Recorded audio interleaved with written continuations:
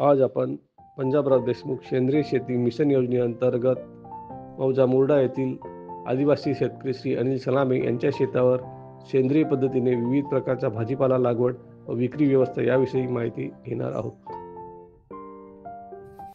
नमस्कार सलामेजी. आज आपण सलामे साहेबांच्या मुर्डा या गावी अनिल सलामेजी यांच्या शेतावर आले आहोत. यांच्या शेतामध्ये विविध प्रकारचा भाजीपाला आहे. याच्यामध्ये हळदपासून हळद, गवार, वांगे, चवरा, टमाटर, भेंडी, दोडके आणि अजून कोचई असं विविध प्रकारच्या भाजीपाला यांच्या या 2 एकरामध्ये यांनी लागवड केला आहे. यांचा भाजीपाला हा कशा प्रकारे लागवड करतात, हे ऑर्गॅनिक पद्धतीने घेतात की रासायनिक पद्धतीने घेते, सलामे साहेब सांगा थोडं. भाजीपाला ह्या आम्ही ऑर्गॅनिक घेतो. ऑर्गॅनिक पद्धतीने घेता. त्या ऑर्गॅनिक पद्धतीमध्ये काय काय निविष्ट कसे टाकता तुम्ही? 10 अर्क 10 मग आपण स्प्रेइंग करून स्प्रेइंग करून जीवामृत ड्रीप द्वारे आणि दुसऱ्या अजून कोणती औषधी तयार करता तुम्ही? आणि अंडे आणि ताक. अंडा आणि ताक ती औषध तयार करता. औषध तयार करून त्याची फवारणी करता. तर त्याच्यावर बाकी दुसऱ्या बाजारातून कोणत्याच प्रकारची आपण रासायनिक औषध आणत नाही सर. ऑर्गॅनिक हे स्वतःच तयार करून तुमची बाग खूप चांगली. आता सध्या कोणत्याही प्रकारच्या याच्यात बिमार नाही आहे, रोग नाही आहे ना.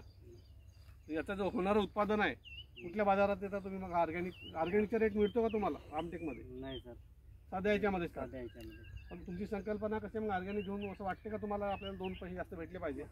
जास्त भेटायला पाहिजे. पण त्याचा बाजार इथं नाही आहे. मग हा उत्पादित होणारा माल कुठं नेता? रामटेकला कुठं नेता? रामटेकला सब्जी मंडीमध्ये, APMC मध्ये नेता, कृषी उत्पन्न बाजार समिती.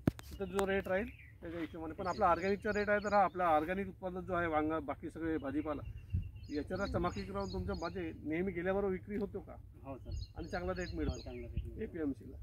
दूर जायला तुम्हाला जर म्हणजे ऑर्गॅनिकवाली मिळत आणि दूध नेतो म्हटलं तर आपल्याकडे ट्रान्सपोर्टचं साधन आहे की नाही आहे? नाही, साधन नाही आहे. त्याच्यामुळे तुम्ही जवळच रामटेकच्या बाजारात येता. आपण हे वेगवेगळे पिकं सांगा यांना.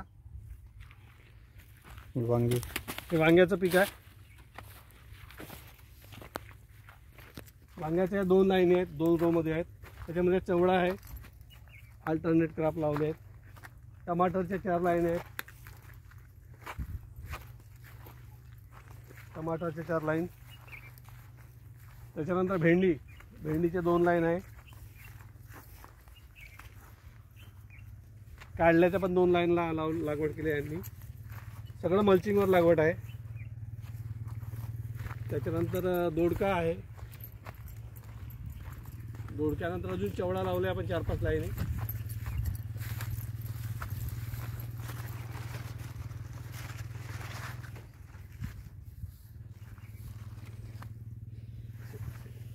शेंगा लागल्या तिथं.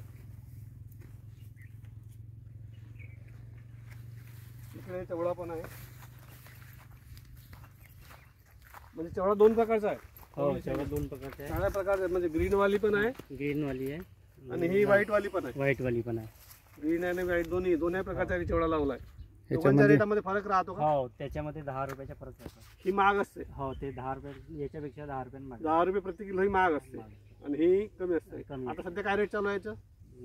तिचे 40 आहे, तिचे 30. तिचे 40 रुपये किलो, 30 रुपये किलो. धन्यवाद सलामे साहेब. खूप चांगलं तुमचं नियोजन भाजीपाला लागवडीचं.